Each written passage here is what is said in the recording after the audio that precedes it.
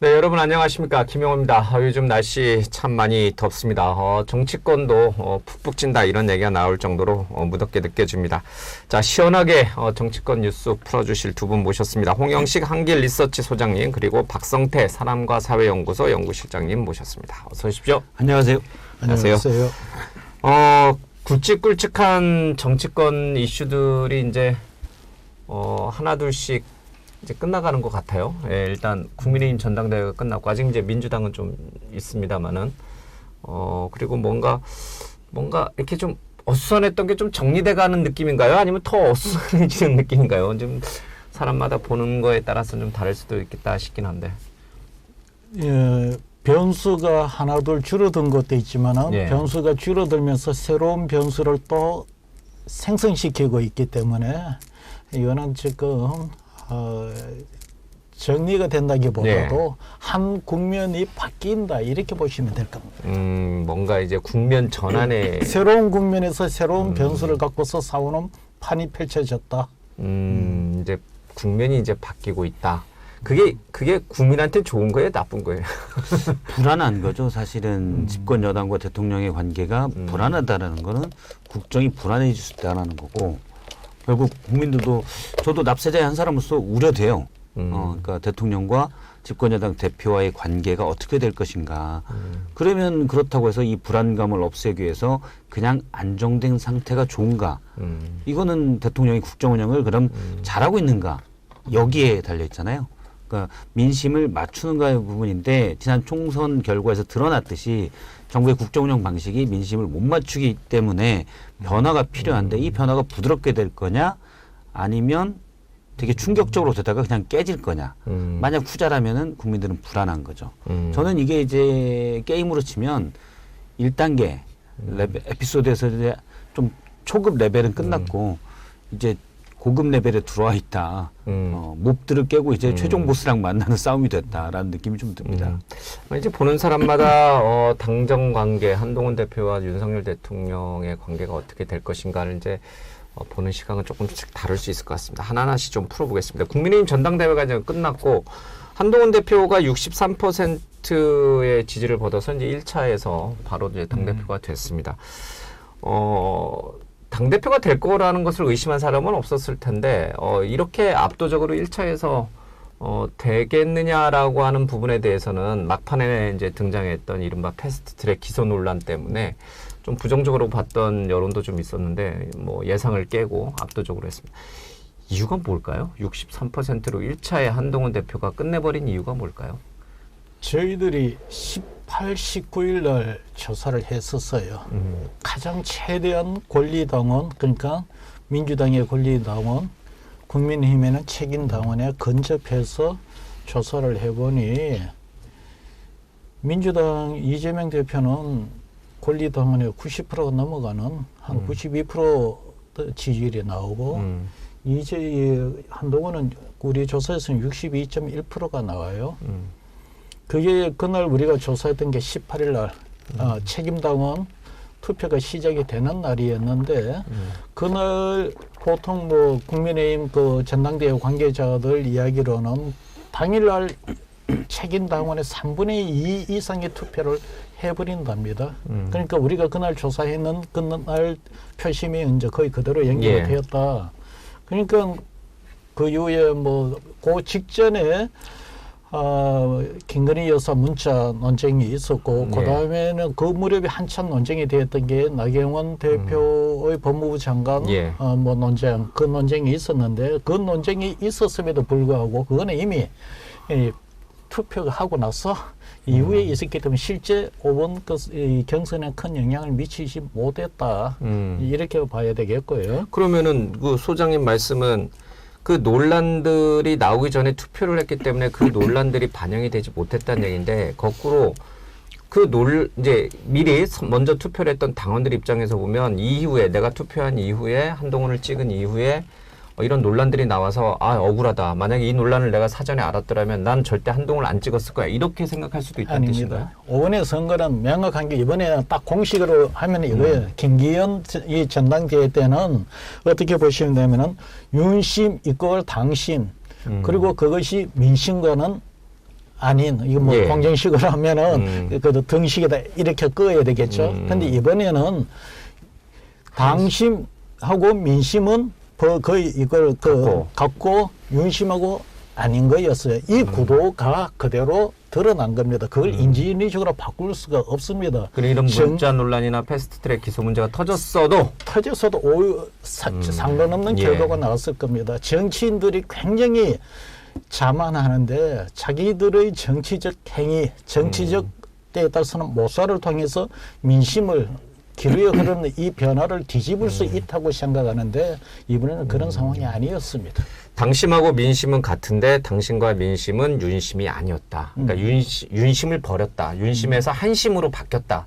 예. 뭐 이렇게 봐야 되는 거네요. 그러면 저도 한 50% 후반대 정도는 나올 걸로 예상이 됐었어요. 왜냐하면 이전 조사에서 국민의힘당과 무당층 조사에서 40% 후반을 한동훈 후보가 가지고 있었거든요. 근데 여론조사에서는 약 25%가 모름으로 나와요. 나는 잘 모르겠어. 상관없어. 근데 책임당원 투표는 어차피 투표한 사람만을 대상으로 하기 때문에 이게 100%거든요. 그래서 1.3 이상을 곱해야 돼요. 1.33을 곱해야 돼요. 45%를 가정했을 때 60% 정도가 나옵니다. 이 모름이 이제 가중이 되니까요. 표가 어떻든 다 올라갈 거 아닙니까? 그런데 40% 후반대면 60% 초반까지 가겠다. 근데 만일 패스트트랙 공소 취소를 나경원 의원이 사적으로 부탁한 걸 터트렸잖아요. 이거는 약간 저분은 우리 편이 아닌가라는 생각을 갖게 저도 거기서 일정 정도 증가세가 꺾일 거다라고만은 예상을 했었는데 변곡점이 있을 수 있다라고 생각했는데 한동훈 대세론이 더 훨씬 컸던 것 같아요. 그냥 밀고 나갔다. 그만큼 당원들이 지금 상황을 되게 위기로 봤다. 그럼 당신과 민심이 책임당원 투표인데 별반 차이가 없었네. 이건 어디에서 나왔었냐면 대구 경북 지지층에서도 한동훈 대표의 지지도가 가장 높게 나왔었어요. 그래서 이런 걸 보면 책임당원들도 크게 변화가 없었다. 민심과 다르지 않았다. 그거는 국민의힘이 잘 되기 위해서는 강한 변화가 필요하다라는 당원들의 목소리인 것 같아요. 근데 이제 궁금해지는 게 당심이 이제 윤 대통령보다는 한동훈 쪽을 대표 쪽을 이제 바뀌었다, 그쪽으로 이제 바뀌었다라는 부분에 대해서는 공감이 되는데, 사실 우리가 책임당원 당심 얘기를 하지만 108명의 의원들이 각 지역구에서 자기 당협을 갖고 있잖아요, 그렇죠? 그리고 이분들이 움직이는 당심이 사실 굉장히 많잖아요. 이 지역 조직에 속해 있지 않고 자기가 그냥 개별적으로 당비 내면서 책임당원하는 분들보다는 각 지역구 의원들이 속해 있는 조직에 속해 있으면서 의원이 어떻게 결정하느냐에 따라서 나의 투표 성향도 의존적으로 달라지는 그런 경우가 소위 말하는 우리 조직표라고 하는 것들인데, 예. 그러면 이 당심이 바뀌었다는 뜻은 108명의 그 국민의힘 22대 국회의원들의 마음도 이제 윤 대통령보다는 한동훈 대표로 바뀌었다. 적어도 63%는 그렇게 봐도 되는 거예요. 두 가지 요소가 있는 것 같아요. 예. 하나는 그러니까 지난번에 지방선거에서 경기도지사 선거에서 유승민 후보가 나선다고 하니까 용산에서 김은혜 후보를 밀었거든요. 예. 결국 경선에서 김은혜 후보가 이겼어요. 요거는 윤심이 세게 작동을 한 거죠. 그리고 지난번에 지난 38 전당대 때 김기현 후보가 초반에 4%였는데 최종 득표율은 53%로 갔잖아요. 조직이 움직였죠. 윤심이 세게 밀었죠. 국회의원을 비롯한 그렇죠. 해당 지역의 조직표가 움직인 그거는 거다. 첫 번째는 사실은 대통령에 대한 지지도예요. 그러니까 책임당원들은 당심은 윤석열 정부 초기에 우리 정부가 잘 돼야 되는 기대감이 반영돼서 이게 대통령의 뜻이야? 그러면 강력하게 지지를 보내준 거죠. 그러니까 본인의 의사보다도 일단 대통령을 지지한 게 컸었고 지금은 그게 작동이 안 됐다고 봐도 되고, 그다음에 저는 부가적으로 아까 앞서 말씀하신 의원들이 지금은 당협위원장들 얘기를 들어보면 예전만큼 영향력이 없다. 내가 뭐라고 했을 때 책임당원들이 내 말을 존중해서 따르는 건 내 당협 내 당원들의 약 10에서 20%밖에 안 된다. 이런 얘기를 많이 해요. 근데 실제로 그 정도 영향이라도 조금은 미쳤을 것 같긴 해요. 그게 이제 민심에서는 나경원 후보가 앞섰지만 당심에서는 윤상현 후보한테 진. 예를 들어서 뭐 저는 그래서 한 자릿수 정도의 당심에 영향을 준 것 같아요. 근데 그거 플러스 저거죠. 더 중요한 건 이제 의원들도 과거만큼 세게 안 밀었다. 요것도 있는 것 같아요. 무조건 친한 게 저기 원희룡 찍어야 돼 이렇게는 당원들한테 자기 지역구 그렇죠. 당원들에게 얘기를 안 했다. 미래 권력이 어디로 갈지 어떻게 모르는데 그 다 소문 나거든요. 드러내놓고 한동훈 절대 안 돼. 이번에 무조건 저기 한동훈 안 되게 해야 돼. 이렇게 대놓고 당원들에게 말하는 사람들은 들어보니까 PK 지역의 일부 정도라고 얘기를 하더라고요. PK 지역의 그리고 일부. 그 영향도 약했고. 그게 이제 결과적으로 네. 63%의 지지율로 나온 것이다. 이 소장님 어떻게 생각하세요? 저도 동의합니다. 지금 굉장히 이 여의도 시각에서는 내가 자꾸 이 용어서는 반대중적 시각으로 정치를 봐요. 마치 위에서 이 국민들을 다 이 영향력을 행사하고 조직하고 동원할 수 있는 거를 생각하는데 민심이라는 거는 위로 올라가지 이 하향식으로 전달돼서 움직이는 거는 내가 볼 때는 20%밖에 안 돼요. 더더기나 책임당원이 지금 이렇게 많아진 상태에 되고 당협위원장, 국회의원이 그 책임당원을 통제할 수 있는 거는 뭐 한 자릿수 정도 10% 이야기인데 저도 동의합니다. 그리고 두 번째는 역대 국민의힘 그 초선 5번문을 제외하고 보면은 초선에 물갈이 되는 비율은 민주당보다도 국민의힘 즉 보수 진영이 훨씬 더 많았어요. 그런데 국민의힘은 초재선들이 절대로 그것이 혁신 동력으로 되지가 않았습니다.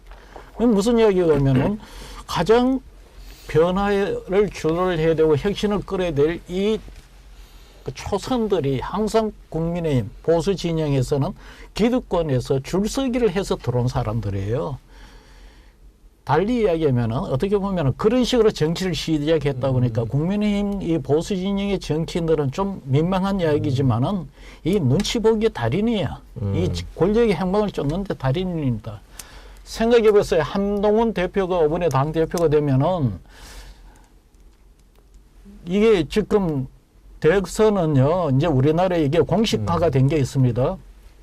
대권은 재수는 기본이요, 삼수도 하는 게 대권입니다. 그건 무슨 이야기냐면은 이 한동훈 대표가 지금 대권 주자가 없는 상태에서 유력한 대권 주자가 당 대표가 되는 거는 다음 대권 주자가 되는 게 확실한 거고 다음 대권 주자가 되어서 대통령이 되면 되는 대로 공천권 행사할 것이고 안 돼도 다시 또 컴백해 갖고 당 대표가 될 텐데 또 한동훈이 그 당 대표로 공천권 행사할 텐데 얘기되고 감히 지금 얘기되고 이 반윤을 여기 5번 전당대회 되고 들고 나올 사람들이 누가 있습니까? 처음부터 눈치 봤죠.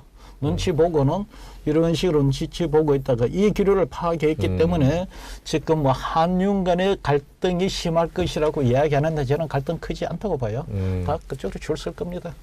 홍 소장님이 굉장히 재밌는 얘기를 했네요. 한동훈 대표가 이번 대선에 돌아오는 3년 뒤 대선에 도전해서 떨어진다 해도 다시 당으로 돌아와서 당대표를 하고 그렇게 되면 국회의원 선거에서 또다시 공천권을 휘두를 수 있으니 감히 그 누구도 한동훈에 맞서서 난 친윤계니까 한동훈을 떨어뜨려야 돼 이렇게 말할 수 있는 국회의원은 없을 것이다.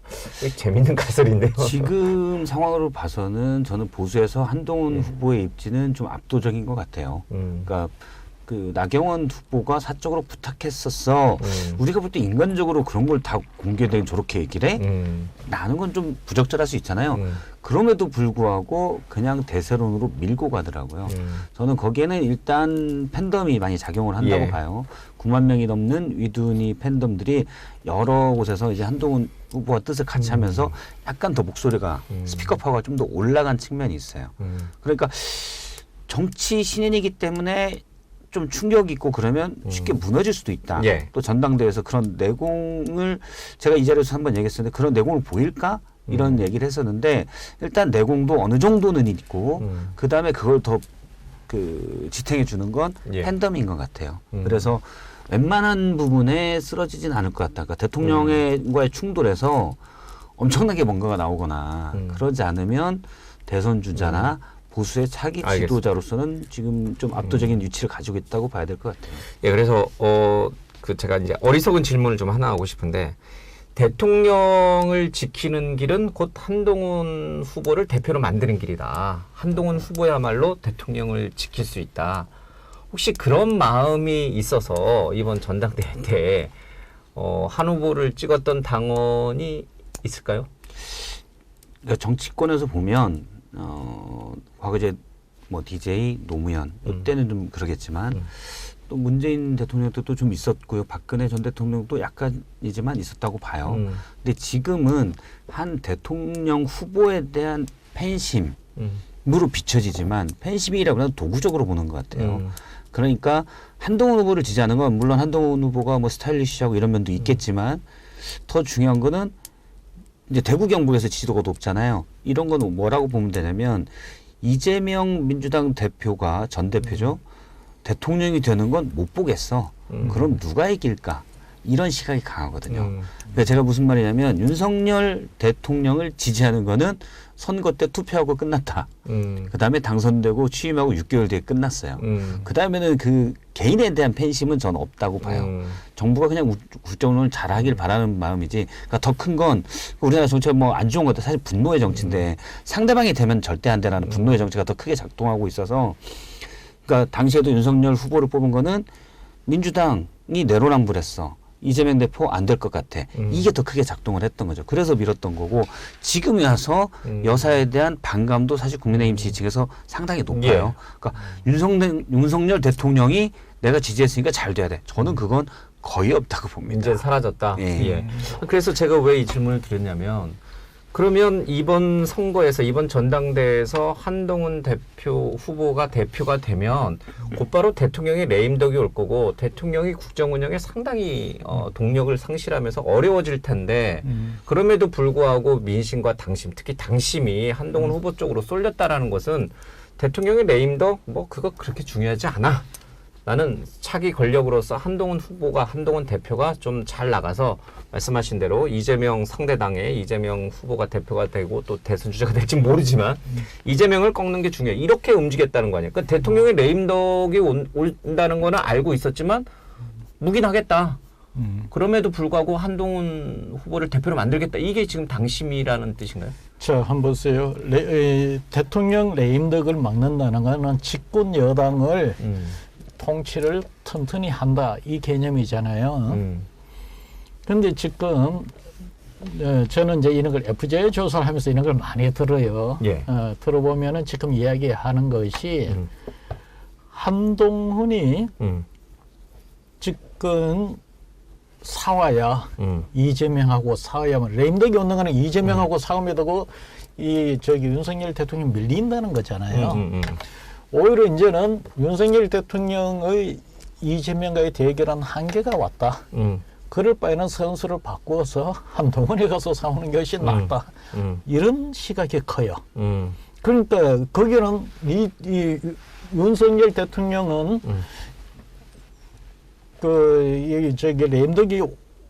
레임덕의 개념이 우리가 일반적으로 생각하는 그런 개념이 아니에요. 아까도 이야기하셨지만은 이재명을 이겨야 되는데 이재명을 다음 대통령이 못 나오게 나오더라도 이겨야 되고 그 기간 동안에 커가는 걸 막아야 된다라고 놓고 볼 때 적어도 윤석열 대통령 방식으로는 안 돼라는 것이 이미 정리가 끝난 겁니다. 그러다 보니까 윤석열 대통령을 엄호하기 위해서 한동훈 대표를 지지했다기보다도 선수를 바꾸어서 이재명 대표하고 싸워라 이런 취지입니다.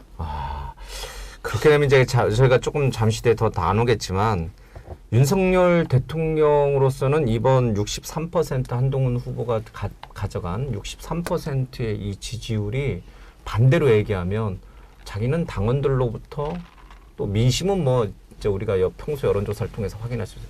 당원들로부터 뭐랄까 이런 표현은 좀 거칠 수도 있는데 버림받았다? 이렇게 생각할 수도 있겠네요. 정확해요. 거친 표현이에요. 저는 한동훈 대표에 대한 당원들로부터 득표율 63%보다 더 의미 있는 숫자는 원희룡 후보가 18.8%밖에 얻지 못했다는 거예요. 그러니까 이거는 무슨 정치에 관심 없는 사람들도 다 참여하는 그런 선거가 아니잖아요. 그러니까 원희룡이 누구야? 나는 원래부터 원씨가 좋았어. 이런 사람들이 투표하는 게 아니거든요. 국민의힘 책임당원의 비중이 80%가 들어가는 투표입니다.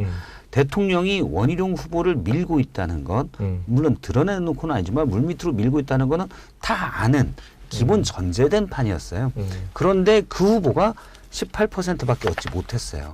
이거는 대통령을 지켜야 되라는 책임당원의 뜻이 그 정도밖에 안 된다는 거예요.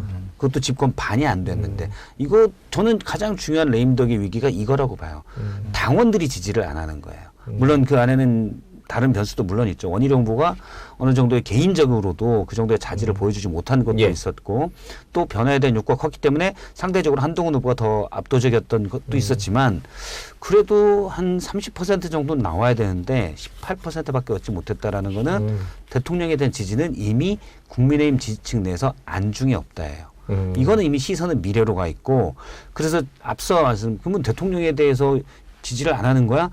저는 상당수 지지층은 이미 돈케어다. 이미 미래의 싸움에 눈이 가 있다. 그 중에 일부는 제가 뭐 잘은 모르기 때문에 일부라고 하지만 저는 친한 쪽에서도 뭐 친한동훈파 쪽에서도 이런 얘기를 들었어요.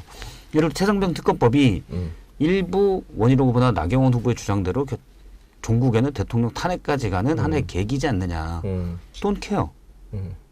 그 이미 윤석열 정부가 국정 운영을 잘못해서 지지를 못 받고 있는데 이 정부를 끝까지 운영할 필요가 뭔 필요가 있느냐. 한동훈 후보가 만약 대통령과 아주 강력하게 대립각을 짓고 잘못된 점을 따끔하게 지적한다면 돈케어다. 그런 물론 그 사람은 개인의 의견이겠지만 그런 의견들도 들었어요. 저는 일부 지지층 내에도 그런 의견이 충분히 있다고 보고 지금 이재명 대표가 90%의 득표율로 지금 전당대회 지지를 얻고 있잖아요. 이 외연 확장이 안 돼요. 저는 다른 방송에서 여러 번 이런 식으로 가면 위험하다라고 했는데 만약에 정말 만약에 대통령이 뭔가 탄핵이 돼서 내년 초 아니면 스스로 임기 단축을 하든 뭐 내년 상반기나 지금 한동훈 대표의 스타일 정도로 해서 만약 붙잖아요. 민주당 질 가능성이 높습니다. 그거를 한동훈 지지층 친한파 일부에서도 그렇게 알고 있어요. 이게 자꾸 이제 이게 말이 이어질 수밖에 없는데 물론 이제 대통령은 국정 운영을 국민의힘 지지층, 국민의힘 당원들만을 보고 해서는 안 돼요. 전 국민, 그렇죠. 그러니까 야당 지지자 또 중도층까지도 다 보면서 국정 운영을 해야 되는데 일반적인 당원이 아닌 당원을 포함한 일반적인 국민 여론조사 지지율은 우리가 확인을 했습니다. 30%대 또는 그 밑에서의 낮은 지지율을 보이고 있어요. 그런데 이번 전당대회에서 드러난 대통령의 지지율도 원희룡 후보로 그냥 대비시킨다면 18% 정도에 불과해요. 그러면 대통령의 앞으로 남은 임기 2년 반 이상의 이 임기의 국정운영 동력은 완전히 상실됐다. 그러면 당정 관계에서의 주도권은 그러면 한동훈 후보 대표가 가져가는 건가? 당이 가져가는 건가? 내각은 거기에 끌려가는 건가? 대통령이 어떤 새로운 정책을 편다든지 새로운 결정을 할 때 그 주 힘은 용산에서 나오는 게 아니라 여의도에서 국민의힘 당사에서 나오는 건가?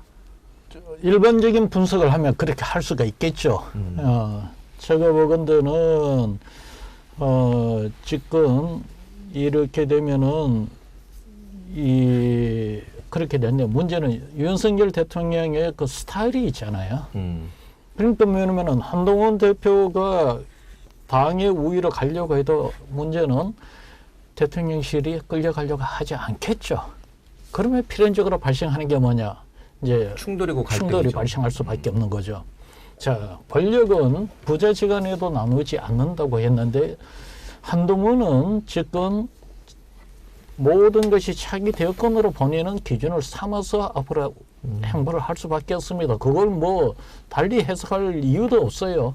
그렇게 되었을 때 한동훈이 자기 본인의 대권 전략과 상충되는 때에 따라서는 그것이 굉장히 큰 리스크를 안을 수 있는 당과 지청 관계를 끌고 갈 거냐? 제가 볼 때는 안 합니다. 못 합니다. 그거는. 더더기나 내가 몇 번 이야기했지만 한동훈 진영의 내가 파악하고 있는 그 전략 참모들이 다는 아니겠지만 그 전략 참모의 성격은 이야기했던 그 당청 관계의 화합을 통한 조직을 선거를 치르는 게 아니고 약간 민주당 스타일이에요. 소위 말하는 그 세를 엎어서 가는 이런 전략을 구사하는 스타일이고 그거는 그 세를 엎는 가장 좋은 방법이 뭐냐면 전인자를 밟고 가는 거예요. 그게 지금 친한계의 전략가들의 생각이다. 뭐 일부겠지만. 내가 지금 파가는 그쪽의 사람들은 민주당에서 많이 넘어와 있고 민주당의 저기 그 호남 쪽의 사람들이 많이 있어요. 민주당 쪽에서 많이 나와 있고 보면 운동권들도 많이 와 있고 보면 운동권이나 민주당에서 만난 시민사회 단체 활동하는 사람들이 거기 많이 있어요. 그러다 보니까 이 전략 구사하는 방식이 정서가 전통적인 보수 진영의 전략 구사 방식하고 달라요.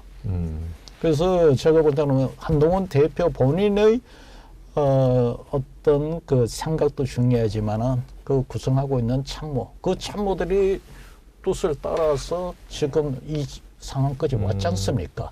그러면 성공했는 그 모델을 버리고 또 다른 그 이제 새로운 어떤 그 참모진을 구성해서 이 전략으로 나아간다 쉽지 않습니다. 정치인들은 누구는 똑같이 하는 이야기가 항상 자기가 성공했는 법칙대로 가요. 한동훈 진영에서는 한동훈 대표 진영에서는 압도적인 여론과 보수층의 지지와 당심의 지지를 얻고 뭔가 기존 질서를 기존 보수 질서를 뒤엎는 운동권식으로 하자면 혁명적인 그래서 전에 갖고 있던 권력자들을 쓸어내는 그런 전략을 구사할 거고 지금의 대통령과 주변 참모들 지금에 있는 친윤계에서는 거기에 맞서서 끌려가지 않으려고 버티다 보면은 갈등과 충돌이 일어난다. 그런 이제 시나리오 전망을 하는 분들이 많아요. 많은데 그러면 이건 어떻게 봐야 될까? 전당대회 끝난 다음 날 전격적으로 대통령이 이제 용산으로 불러서 삼겹살, 화합의 삼겹살 파티를 했단 말이에요. 그리고 저기 한동훈 대표는 이 최상병 특검법 부결된 이후에 말을 아끼고 있어요. 다시 한번 뭐 제3자 뭐 추천이니 대법원장 추천이 이 얘기를 안 해요. 최상병 특검법이 부결된 거에 대해서 이걸 어떻게 하겠다는 얘기를 안 해버리기 시작했어요. 자, 요거는 한시적인 하모니, 이 신혼생활로 봐야 되는 거냐, 아니면은 뭔가 더 멀리 뛰기 위한 일종의 낮은 자세. 그래서 나중에 결국은 지금의 말씀하신 대로 친윤계는 또는 이제 윤석열 대통령을 밟고 넘어가기 위한 약간의 이 움츠림, 더 큰 어떤 도약을 위한 움츠림, 이걸로 봐야 되는 이게 사람의 생각이 시시각각 변하거든요. 그러니까 아주 진지한 고민을 토대로 거기서 어떤 결론을 내서 그 원칙을 준수하면서 가면은 전술 전략은 다양하게 쓸 수가 있죠. 나의 중심은 명확히 있는 거고 상황에 맞춰서 전술 전략을 쓸 수 있어요. 근데 저는 한동훈 대표가 지금 그런 상황이냐? 원래 그런 이미지가 좀 있게 봤는데 지금 그러지 못한 것 같아요. 그런 부분에서 상당히 정치 지도자로서는 실망스러운 모습일 수 있어요. 그러니까 저는 삼겹살 회식이 이건 뭐 저는 회식이라고 하는 게 맞다고 보는데 그러니까 한동훈 지도부를 초청해서 자 우리 각자 잘해보자 이게 아니라 그동안 다 같이 전당대회 기간 중에 각 후보들 간에 좀 이 분열도 쉽고 갈등도 많았으니 삼겹살 한번 굽고 쌈에 해먹고 우리 다 풀자 요런 컨셉이었어요. 뭐 그것도 나름 의미 있다고는 봐요. 그래서 아마 한동훈 대표도 윤석열 정부를 잘 도와서 내가 대통령을 잘 설득하고 변화를 추동해서 윤석열 정부도 성공시키고 정권 재창출도 해야지 저녁엔 그렇게 마음을 먹었을 것 같아요. 그리고 뭐 어제 오늘은 그렇게 그제 어제는 그렇게 먹었을 수도 있다고 봐요. 근데 그건 그 시간의 생각인 거고 전반적으로 보면 본질적인 건 보면 윤석열 정부는 변화의 태도가 별로 없어요. 의대 정원 문제도 그렇고 최근에 여러 방송 관련 인사도 나오는 거 보면 민심을 타고 가려는 생각은 별로 없는 것 같아요. 기존대로 그냥 마이웨이예요. 하고 싶은 대로 하는 겁니다. 좌충우돌의 국정 운영 방식은 계속될 거라고 봐요. 그럼 한동훈 대표가 그런 것들을 얘기해서 같이 대통령을 민심의 파도에 같이 올라타게끔 할 거냐? 저는 상당히 어렵다고 봅니다. 그래서 저는 원래 한동훈 대표가 생각이 그건 어렵기 때문에 이거는 대통령에 대한 일종의 압박으로만 압박 또는 협박으로만 가능하다. 이렇게 생각할 줄 알고 있었는데 지금 나온 게 말씀하셨듯이 제3자 특검법을 처음 얘기할 때 그게 6월 23일입니다. 출마 선언을 할 때 정확히 말하면 보수정당의 보훈 안보는 상당히 중요하다. 최상병의 이 죽음의 문제를 다루기 위해서 이 부분에 대해서는 일단 그런 문제가 생긴 것에 대해서 국민께 사과드린다 그랬고, 그리고 민주당이 낸 특검법은 아니다, 공정하지도 않고 이건 정치 공세일 수가 있기 때문에 특검법을 반대하는 것이 법리적으로나 정무적으로나 잘못됐다고 생각하지 않지만 국민적 의구심이 있는 게 사실이고, 의구심을 풀 기회가 있었음에도 불구하고 정부가 여러 번 놓쳤다, 실기했다는 표현을 써요. 그래서 진실규명을 해야 된다. 국민의힘이 나서서 제3자 특검, 제3자가 특검 후보를 추천할 수 있는 이런 방안을 통해서 특검법을 발의하겠다고 했습니다.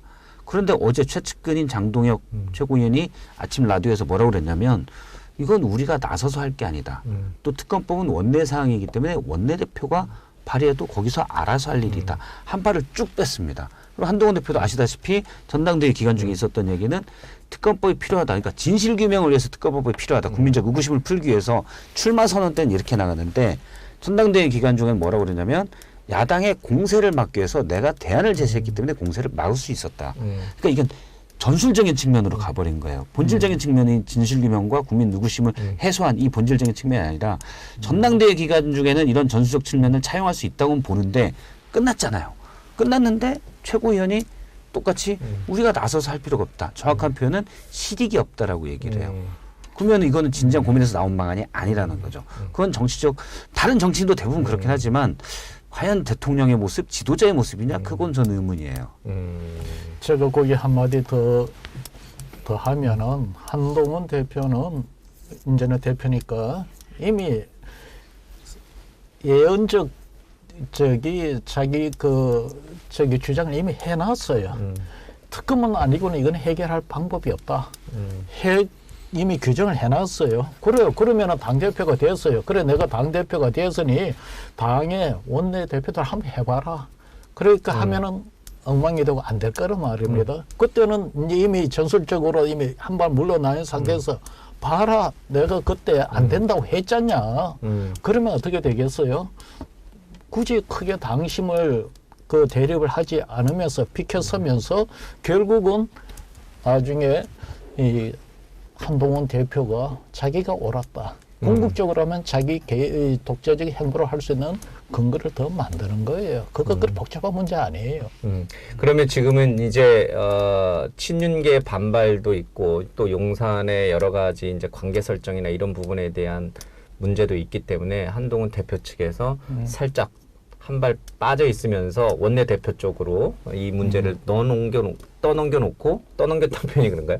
하여튼 넘겨놓고 나중에 잘 안 됐을 경우에 다시 재등판할 가능성이 있다. 물론 이제 우리 박 실장께서는 그런 의지가 없다. 전략적으로 봤을 때. 저는 그러니까 본질과 전술을 판단을 해야 되는데, 예, 본질적으로 그런 의지는 한동훈 없다. 대표가 6월 23일 출마 선언에 한 거는 국민적 의구심을 풀기 위한 진실규명이 필요하다. 그래서 나서서 발의하겠다고 해서 당대표가 되면 이게 본질이고, 전술 전략적으로 시기나 방식을 어떻게 조율할 거냐, 대통령과의 관계가 있기 때문에 이걸 전술 전략으로 쓸 수 있죠. 그런데 지금 당대표가 되고 바로 대통령, 저 이제 바로 발의할 겁니다, 이러긴 사실 부담이잖아요. 대통령이 이 녀석 할 거 아닙니까? 거기에서 그러면 약간 빼는 듯한 모습에서 그거는 제가 나중에 따로 말씀드리겠습니다. 요 정도로 한다면 전술 전략이라고 믿겠는데, 예. 가장 측근인 최고위원이 공개적으로 실익이 없다라고 얘기한다면 그러면 민주당의 공세, 그리고 민심이 그걸 원하기 때문에 제가 할 겁니다, 이게 전술이고 사실은 특검법을 피하는 게 본질이었나? 이 두 개가 지금 보여주는 모습은 상반돼 있다는 거죠. 알겠습니다. 어찌됐든 의도를 했든 의도하지 않았든 본인의 전략을 감추든 아니면 그 전략의 한 과정으로서든 지금 용산과 이 여의도 국민의힘은 약간 허니문 기간에 들어간 것 같습니다. 근데 이 허니문 기간이 언제까지 갈까? 또 어떤 일을 계기로, 어떤 것을 계기로 이제 갈등과 충돌이 폭발할까? 이제 이런 것들은 사실 늘 이제 여의도 주변에서 관심 있게 쳐다보고 있는 대목입니다. 용산에서 혹시 또 이제 어리석은 질문 같긴 합니다만은, 이준석 전 대표와 마찬가지로 한동훈 대표가 자신의 뜻에 따르지 않을 경우에 뭐 여전히 대통령 권력은 막강하니까, 물론 이제 당내에서 당심이라든지 민심은 많이 떠났다 하더라도 이준석 전 대표처럼 쫓아내는 방식을 쓸 가능성, 또는 그런 방식이 통할 수 있을지 이제 그 문제에 대해서 한번 혹시 생각을 갖고 계신지요? 그거는 이제 대통령실 집권 여당으로서 이 대통령과 당의 그 여당 국정 운영에 대한 이제 도무지 같이 갈 수 없다라는 것이 이제 증명이 됐을 때 이제 그렇게 하겠죠. 바로 시작에 하겠습니까? 근데 제가 보건대는 그렇게 하려고 그러면 어찌됐든 연말까지는 지켜봐야 될 거예요. 연말 정도 지켜보고. 연말까지가 허니문 기간이군요. 뭐 적어도 연말 정도까지는 정기 국회도 있고 하니까 지켜봐야 되고, 그거를 용산에서 먼저 시도하기는 굉장히 정치적 부담이 허니문을 큽니다. 먼저 깨기는 용산이 먼저 깨기는 부담. 그런데 문제는 올 연말 지나버리면은요, 대통령 임기가 절반이 넘어서버립니다. 예. 실질적으로 대통령 이제 그래 되면은 균형 이슈가 기울 수밖에 없습니다. 5분 전당대회에서 이미 당심이 드러났지 않습니까? 사실 용산 그러니까 그 윤심과 민심 사이에 대고 5번의 당심이 캐스팅 보트 역할을 했다고 봐야 될 거예요. 이미 그렇게 당심이 캐스팅 보트 역할을 하면서 심판을 했는 상태에 되고, 이준석을 전번에 압박했던 걸 유심히 보면은 뭐냐면은 사실상 뭐 검찰, 경찰까지 포함한 사법권을 갖고서 압박을 했던 거예요. 예. 그런데 문제는 그 당시 이준석이 그걸 방어를 하려면, 이준석은 그 사법 쪽에 그런 어떤 방어막을 형성할 수 있는 거는 변호사 데리고 하는 것밖에 없어요. 예. 그런데 지금 검경의 장악력에 있어서는 대통령실이나 여기나 지금 반반 한동훈을 놓고 보면 거의 반반을 장악하고 내가 정확한 비율은 모르겠습니다만은 분명히 한동훈도 거기에 영향이 있고 서로 그와 관련해서는 서로에 대해서 다 행사할 수 있는 포인트가 다 있을 텐데, 검경을 일방적으로 대통령실에서 그 영향을 행사할 수 있다? 그거는 아니에요. 그래서 그 싸우는 방식도 이준석과 같은 방식으로 먹혀 들어가기가 어렵습니다. 그런 상황이 되고, 제가 보건대는 쉽지 않을 것이고, 아까도 이야기했지만은 제일 그렇게 하려면은 그때와 같은 친윤 핵심 그룹이 움직여야 되는데, 지금 사실상 친윤은 유명무실해졌고, 지금 그 정권 초기에 비해서는 굉장히 약할 때가 있습니다. 이준석 전 대표를 소위 말해서 쫓아내듯이 용산이 움직여서 친윤계가 움직여서 그렇게 하기는 쉽지가 않다, 이렇게 보시는군요. 그 가능성은 어떻게 보세요? 야당이 한동훈 특검법을 발의를 하고 말씀하신 대로 특검법 처리에 대해서는 의원들이 투표를 해서 결정을 하잖아요. 의원들의 대표는 원내대표고 추경호 원내대표는 윤석열 정부의 경제부총리를 지는, 글쎄요, 추경호 지금 원내대표를 친윤계로 분류할지 말지는 사람마다 좀 다르긴 한데, 그냥 우리가 내각 장관을 했기 때문에, 부총리를 했기 때문에 친윤계라고 편의들 분류하더라고요. 자, 이럴 경우에 야당이 발의한 한동훈 특검법에 추경호 원내대표가 이끄는 친윤계 일부 의원들이 찬성표를 던져서 통과시킨다. 그래서 한동훈 대표를 친다. 이게 용산의 전략이라면. 근데 그건 대통령이 거부권을 만약에 통과되더라도 대통령이 거부권을 행사할 수밖에 없어요. 너무 사람이 작아 보이잖아요. 너무 속이 보이는. 너무 속이 보여서. 최상병 특검법은 거부권 행사인데 한동훈 특검법에 대해서 거부권 행사하지 않는다. 사람의 의사결정에 많은 영향들이 있지만 한번 거부권 행사하고 재의결할 때 추경호 원내대표를 비롯한 친윤계 의원이 통과시켜주는 거죠. 몇 명이 반란표만 나오는 그럴 수도 있는데 저는 그럴 가능성도 크진 않다고 봐요. 너무 소설 같은 얘기네요. 네, 일단은 예를 들어서 사람이 어떤 결정을 내릴 때는 다양한 요인들이 작용을 하지만 가장 중요한 키워드가 전 있다고 봐요. 각자마다 본인이 가장 중요시 여기는 키워드. 대통령은 우리가 좀 안 좋은 표현이지만 가오거든요. 가오. 그런데 거기서 한동훈 특검법을 거부권을 행사하지 않고 그래 이 녀석 특검이 필요했어 라고 한다. 그거는 너무 모양 빠지는 일이기 때문에 대통령이 안 할 것 같고, 또 표면적 갈등이 아주 극에 달하지 않는 한 국민의힘도 의원들이 재의결이 돼도 거기에 찬성할 만큼 그 정도로 할 것 같지는 않아요. 특히 또 미래 권력이기 때문에. 또 더 큰 거는 저는 민주당 쪽에도 그런 얘기를 많이 하고 실제 방송에도 많이 하는데, 한동훈 특검법을 민주당이 서둘러서 끌고 가는 것도 모양새가 좋지 않아요. 예. 명확하지도 않고 조국 현진당에서 처음 했지만 지금 한동훈 특검법의 상황은 정확히 법안 소위에 계류돼 있는 겁니다. 저는 사실 그것도 굳이 할 필요가 있냐. 저는 일단 민주당은 최상병 특검법에 집중하는 게 맞다라고 생각을 하거든요. 근데 굳이 전선을 넓혀서 한동훈 특검법에 물론 조국 예. 대표의 뜻은 뭐 다르지만 그래서 뭐 명확한 부분도 사실 저는 없다고 보거든요. 그리고 그러면 앞서 이제 대통령은 저는 한동훈 대표가 무지 싫을 거라고 생각해요.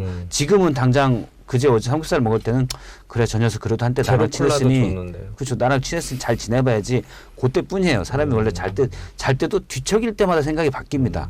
좀 있으면 뭐 또 생각이 바뀔 수가 있고 예. 아마 백망덕한 이 XX가 기본 컨셉으로 갈 거예요. 그러면 내칠 수 있냐? 문재인 정부에서도 어쨌든 한동훈 당시 검사 윤석열 총장을 내치려고 했지만 쉽지 않았잖아요. 마찬가지라고 봅니다. 그래서 쉽지 않습니다. 두 사람의 말씀을 들어보니까 한동훈 대표가 제2의 이준석 대표가 되기는 쉽지 않다. 예. 물리적으로. 이준석 대표도 안 되니까 뭐 10여 년 전에 일까지 끄집어내서 그걸로 의혹을 좀 키우고 거기에 또 몇 명의 등장인물이 있습니다. 자꾸 미스테리로 만들고 예. 의혹을 키우면서 간신히 윤리의 쓴맛을 보여줬거든요. 한동훈 대표는 쉽지 않을 것 같다라는 생각이 알겠습니다. 듭니다.